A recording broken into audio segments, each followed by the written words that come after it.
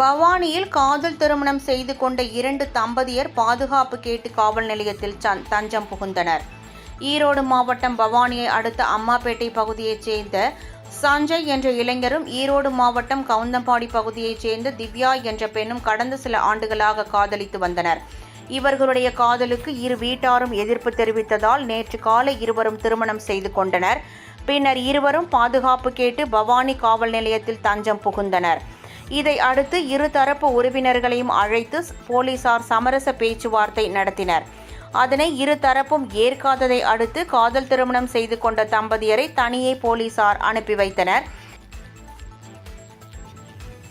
இதேபோல் ஈரோடு மாவட்டம் பவானியை அடுத்த சேர்வராயன்பாளையம் பகுதியைச் சேர்ந்த வெல்டிங் தொழிலாளி ஸ்ரீனிவாசன் என்ற இளைஞரும், அதே பகுதியைச் சேர்ந்த சுபா என்ற இளம் பெண்ணும் காதல் திருமணம் செய்து கொண்டு பவானி அனைத்து மகளிர் காவல் நிலையத்தில் பாதுகாப்பு கேட்டு தஞ்சம் அடைந்தனர்.